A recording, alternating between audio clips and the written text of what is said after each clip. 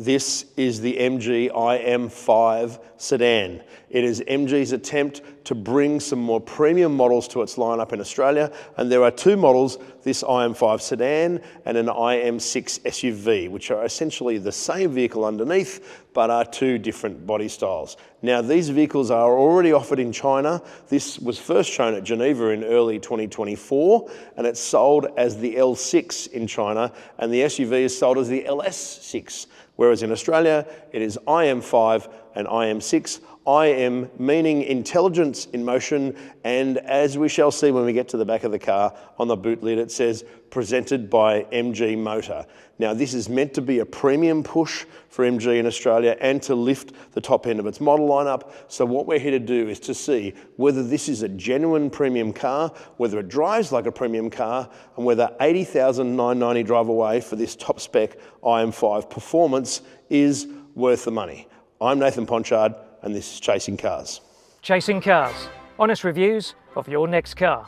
Brought to you by Budget Direct. Looking at the IM5, it is clear that what MG was aiming for, or I should say Shanghai Automotive, because it is the broader group of vehicles from China, this is directly aimed at the Tesla Model 3 sedan. And you can see elements of that in its styling as well. But I think also you can see a little bit of first generation Porsche Panamera at the back end of the shape of this car. Jez and I drove the IM5 and the IM6 together, and you'll see our video on the IM6 separately. But what I can show you here is that I think this really does achieve a level of premium, certainly in its driving dynamics and its hardware, for what it's asking for the price. Now, this is kind of meant to be a medium-sized sedan, and it's really not medium-sized. It's 4,931 millimeters long, 1,960 millimeters wide, 1,474 millimeters tall, and on a 2,950 millimeter wheelbase. So for anyone watching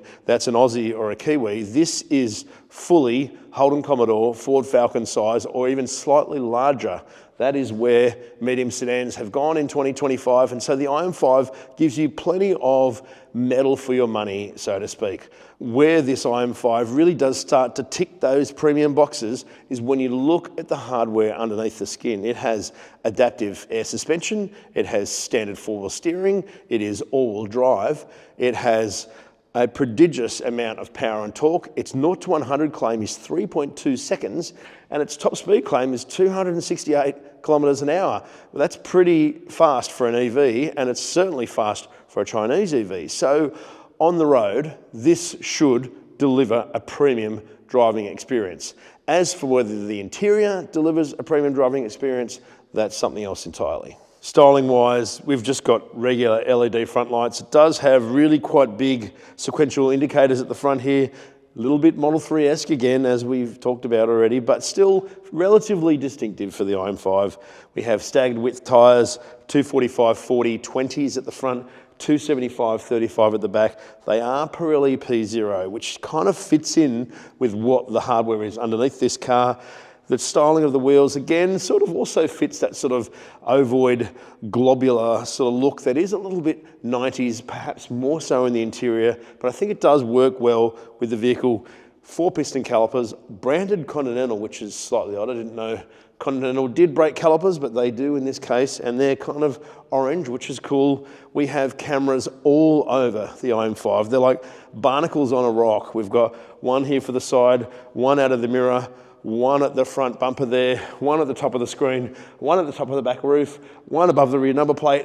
And when we get in the interior, you can see everything around this car because you can't really see anything out of the back window of the car. It is very Polestar 4-esque in its lack of rear vision, which has no rear vision, but this almost has none. It does have frameless doors. I do love this one little feature though. It has pop-out door handles. They're open here because the car's turned on, but you just hold your hand there and it automatically opens for you. You don't have to do a whole lot of work. It's the back of the IM5 though that really defines the look of this vehicle. It is very similar to the IM6 SUV in its detailing, but it is much more handsome in its proportion.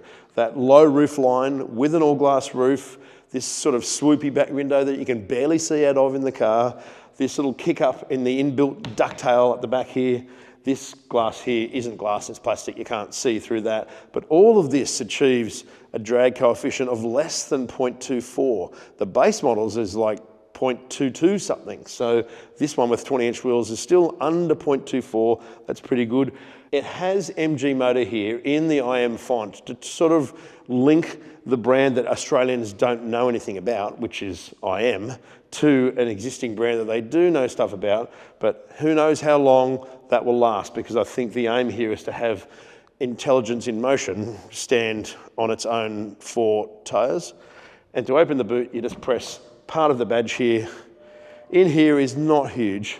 It's 457 litres. It is very neatly shaped though. It doesn't have anything under the floor other than batteries. It doesn't really have anything built into the side. It does have a 12-volt outlet, but to move the seats down, you do need to flip them up from the back of the backrest here, which is a little bit awkward. It does have one minor surprise and delight feature, and it says IM mag, and it is a magnet. And so if you've got anything that's magnetized, and apparently you can buy some accessories to fit to the car that you can have it, so it holds something in place, and that IM mag symbol will reappear inside the car on the backs of the front seats and a few other places as a little bit of a sort of design exclusive feature. And if you can find the release for it, which is buried way under the steering column, it does have a frunk, which isn't always a given in an EV. It is only 18 litres though. It has a tyre repair kit, a hazard thing, wheel brace, and that's about it. Maybe room for a large packet of cheesels. The IM5's cabin carries over that sort of organic look of the outside. If you're thinking sort of early 90s Celica a little bit in the outside of the styling with all those curvaceous shapes and swoops, inside here it kind of follows that aesthetic as well, with the shapes of the fillets in the doors, the shapes of the ventilation in the dashboard, and all that sort of stuff has almost a retro 90s kind of Japanese flavour about it. I don't know whether that necessarily says premium to me, but in general it all works reasonably well. It's not too fussy in certain areas. Now this steering wheel here, it has no markings on the steering wheel, but really the left one is just volume and track skip, and the right one you can press it in to get a bunch of camera modes come up, which is considerable, and we'll go through that shortly, or you just scroll through it left and right and it goes through the screen here that does your energy consumption and your G-force and your torque distribution and so on and such. It's all fairly simple. The cruise control, you just push down on the column stalk here, which is the gear selector, and that turns it on. To turn it off, you flick it up, and then there's buttons on the back here. One side does the speed, which is this side, and the other side does the distance from the car in front. Admittedly, they're not marked, but once you know that they're there, that's what these little twin paddles on each side are for. The center console here though, this screen here controls pretty much everything, and once you work out what you need to do, it doesn't take too much effort to find it. It does have a few little tricks here and there, like here I've chosen the sunsetty screen. I can just move the car around the aesthetic of the car and show us that we're parked with the 2 left doors open, and I've got my foot on the brake even, shows that as well. To do the ADAS, you just press ADAS here and you can just go close all, and it turns off all the main things that they know that annoy drivers, like speed limit warning, lane departure assist, emergency lane keeping, driver distraction warning, and driver fatigue warning. The only other thing you need to change is that you need to turn the speed sign recognition off. It doesn't change it in the dash here. You can still see it here very clearly. It just turns off the bonging because you don't need to hear that audibly. It is annoying. Surprise, as per usual.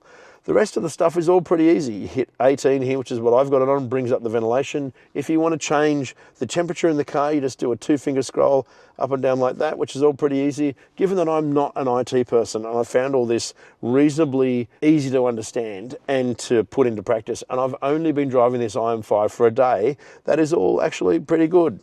Rear window demist, front window demist, seat heating and cooling. Slightly odd that the IM5 Performance only has backrest cooling for both front seats. It doesn't have butt cooling, which is a little bit odd. It does have heating for both front seats and the back seat and the steering wheel, but I kind of feel like, why wouldn't you want your bum cooled? It's really a nice feeling. The seats themselves are called ultra soft synthetic leather, which is just another nice kind way of saying vinyl. They are perforated in the middle here. They do have these very poofy seat thatchings that are a little bit Citroen-esque in their puffiness. The back seat, even more so than the front, but the IM5 doesn't get the under thigh seat extenders that the IM6 gets, and it only has fairly basic adjustment. These are 6-way seats, no dedicated under thigh tilt. It just sort of lifts at the back here, and that's kind of it. So little things like that start to betray the fact that this interior really isn't, I suppose, ultra premium. You notice that when you look down at the bottoms of the doors. The plastics along the bottom here are pretty hard and pretty Corolla-esque. Same with all the stuff in the center here. I should say MGS, because we are talking about the group of brands. That sort of stuff doesn't really say premium. And as for the doors, we do have these sort of Lexus-like little pulse buttons that open and close them here and then drop the frameless glass. But the bottoms of them are hopeless for storing anything. I put a little 600ml juice there yesterday and it just kind of fit. But any kind of can is just going to pour its contents everywhere. There's no glove box either as far as I can work out, just this sort of padded stitching here. So we've just left with cup holders, a cooled wireless charging pad, this little tray here that looks like it could be good for a little ciabatta roll you can nibble on while you're driving. It's only got vinyl seats so you can wipe them clean. A tray down here that's just hard plastic, no lining, a 12-volt outlet buried way under there, and 2 USB-C ports and what looks like an HDMI port buried way down in here. This also being chilled from the air conditioning. So not really family oriented. It's very much more of just a car for the front passengers, not really all of those little things. That's why you would buy the IM6 over this. As for the driving position, it is really comfortable, even though there isn't really that much seating adjustment. The seat's nice and cushy, decent under thigh support. The steering wheel is really good to hold, even though it is quite thick. It actually works really well with the fast geared all-wheel steering, and the rest of the interior, it's sort of pleasant to operate. This screen here, MG says 26.3 inches is one measurement of it, which is huge. It does have a 20 speaker stereo. Now, I kind of like it at times, depending on what new music you're listening to, but it's very digital and has a lot of different settings, and I don't think that it's very organic. It just sounds like it's more about how many speakers it has than the actual quality of the audio production. One other thing I want to point out is the rainy night mode. Now, if you go into here and you go into scene mode, it gives you rainy night. And if you click rainy night, it brings up the camera for the right-hand side of the car, the left-hand side of the car permanently. I can hear it adding air to the screen. You can also do this, which is kind of cool. You can tuck the interior rearview mirror away, which is the first car I can ever think of that you can do that, and just rely on a permanent camera here. It's very much about the cameras, and they are actually really clear, all of which makes up for the fact that when you look through this thing, the rear window is so tiny. It looks like a tiny little oval out of like a 70s American car, which I kind of like, but at the same time isn't particularly practical. The rear seat of the IM5 does give a better view of the aesthetic of the interior here. And one thing I can notice is how wonky the stitching is across the top of the dash there, where the airbag would be, which is not so much of a problem, but again, not quite fully premium. I don't particularly love the Highland grey option of this in here either. The two-tone, it's three-tone grey. You can option a Dover beige interior for $990, which I think would be much better suited to the Raphael beige metallic exterior on this car. That's a $1,000 option. As for the rear seat itself, this really is only for children. The seat is nice and deep, so the cushion's great, and with that sort of muffin top poofy padding, it's nice. It's really only for 2 people, but the floor is really quite high because the IM5 is such a slinky and low car. So my legs are way up here. I cannot get my toes underneath the front seat at all. That is as low as it'll go, but there is just no room there. Like, this is not so bad, but you find you end up sitting kind of like this because you can't really have the support that the IM6 actually does offer. The floor isn't fully flat here either. Not such a big problem, but we can still see all these hard plastics through here with fake stitching on here that doesn't really fool anybody. Just 2 basic vents, 1 USB-C, 2 map pockets, same doors as the front. the electric opening and close and the frameless windows, but nowhere to really store anything other than the 2 cup holders in the center here. The backrest does have recline though. It's just built into the sort of C-pillar bits here on the side. It's 3 settings, 1, 2, 3. I'm in the most reclined one here, which is actually kind of nice. Gives you a really nice view with a full glass roof. We do have the IM5 symbols on the backs of the front seats here, when you can get an accessory that mounts both of the screens here, or you can mount a screen in front of the front passenger because it also has an IM5 just below that stitching I was whinging about. The first thing that strikes you about driving the IM5, other than the fact that when you put the blinkers on, the left one comes out of the left speaker and the right one comes out of the right speaker, is just how sharp the steering is. It is not nervous, but it is really, really on its game. And even having it in comfort mode, I've been driving it in custom here, and I've been leaving the steering even in light. It doesn't need to be in moderate or in steady, which is the firm one. It instantly moves. It has this lovely measured smoothness about it. And I personally love 4-wheel steering. Let us know what you think in the comments, but I love the agility and the animation of 4-wheel steering, a good 4-wheel steering setup. And that is absolutely what the IM5 has here. It's only 2.3 turns lock to lock, and its turning circle is bang on 10 meters. It's actually 9.98 meters, which is really good for a 4.9 meter car. So there's an agility and a maneuverability about it that is tangible all of the time. What's also unexpected about the IM5 is the balance of the chassis of this car. If you go from the back axle, it has 372 kilowatts and 500 newton meters, and the front axle has 200 kilowatts and 302 newton meters. So roughly about 2/3 going to the back. If you add those together, it's over 500 kilowatts. So that's a lot of power. It's no wonder that this 2,298 kilo car does 0 to 100 in 3.2 seconds, and its performance is astonishing. Like, if I'm just cruising along here and go, like, geez, I can almost feel like my face is being pulled back. If I held it, which I can't where I'm driving right now, it would be really quite astounding. It has an instant kick, but not too severe, but then, geez, it builds so quickly. It's really outstanding in its level of acceleration, and it has the dynamics to back that up too. There's a nuance and a subtlety to the way that this car drives. It just smoothly flows along, the way that you trace a line through a corner, the way it turns into corners, and just having that super tight turning circle and that really great steering feel and steering response.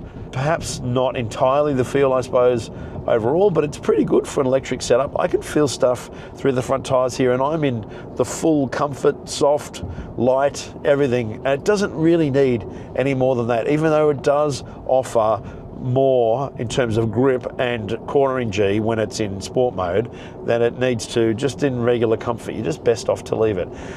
We drove the IM6 with the IM5 together, and this is absolutely very clearly driver's car. Here we go, another tight corner, tucks its nose straight in, straight through. You never know you're guiding 2.3 tons. It just glides through. It's just really unexpectedly impressive, and probably the best thing about the car. And that comes back to the fact that the IM5 really is a driver's car, and it is a softer, a little bit more refined car, I think, than, say, a Tesla Model 3. But at the same time, it's not the functional, well-packaged family car that the IM6 is, which doesn't drive anywhere near as well as the sedan, but is a lot better off at carrying people and things than this car is. This is more of a driver-focused, more of a one-person kind of car, even though it's not too bad for a family. As we saw in the back seat, now there's a whole bunch of bad bumps on this road here, and with this air suspension, even on 20s, it's really not that bad. You can feel a few lumps underneath the tyres, but it's generally really, really good. Definitely better than the SUV. Perhaps not as quiet as it could be from the noise of the tyres going over bumps, but maybe that's exacerbated by the fact that the interior of this car is really quiet. It has double glazed side windows, which you can see when you wind down the frameless glass and see the lamination through the middle. It is a really mostly quiet and really refined car. And then when it comes to the charging stuff, like its WLTP range claim is 575 kilometers. If you want more than that, there is the Platinum spec below it that has 655, but it is 1.7 seconds slower to 100 and doesn't have the air suspension and a few other trick bits that I feel very much justify the $13,000 extra that this performance all-wheel drive costs. I think this is absolutely the IM5 to go for, at least from first impressions. The IM5 also has 800 volt architecture, which means a really high DC charge rate of 396 kilowatts. Also, there's things like the braking and just the general drivability of this car around town. Like, we're just cruising through roundabouts here on a fairly smooth road. It's just this effortless sweetness.